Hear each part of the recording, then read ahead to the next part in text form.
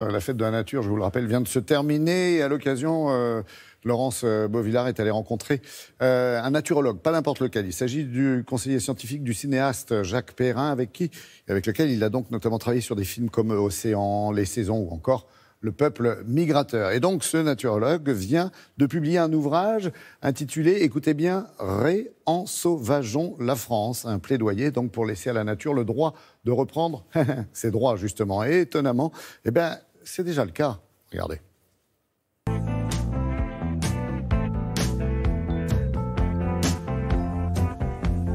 Chaque année, le massif forestier français augmente de 10%. Des pâturages qui étaient autrefois entretenus ne le sont plus et la végétation reprend ses droits. Mais aujourd'hui, des espèces disparues réinvestissent ces nouveaux territoires. Ah oui.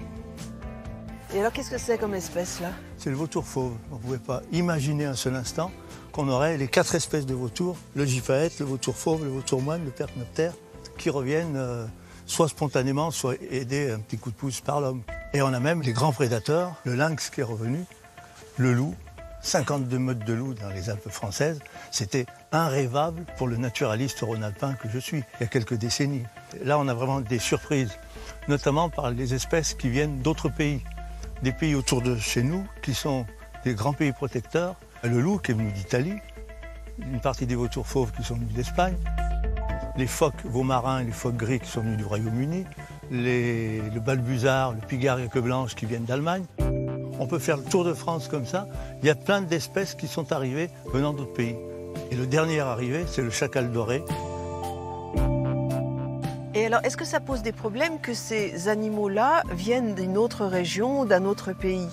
Alors pour le vautour fauve, non. Parce que le vautour fauve, quand on fait les analyses génétiques, qu'on prenne les vautours fauves d'Espagne, de Croatie, des Balkans, il n'y a pas de séparation génétique.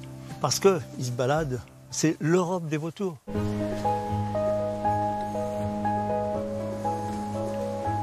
Dans les rivières, par exemple, on a le retour, il y a 2 espèces qui sont en train de reconquérir toutes les rivières de France, c'est la loutre et le castor. Il faut savoir qu'en France, on a supprimé plusieurs centaines de seuils, d'obstacles dans les rivières. Il faut dire qu'il y en a près de 100 000 sur les 500 000 km de cours d'eau de France. Mais voilà, l'appron revient sur le bassin du Rhône, le saumon revient sur le bassin de la Loire, donc on redonne vie à cette vie aquatique des rivières.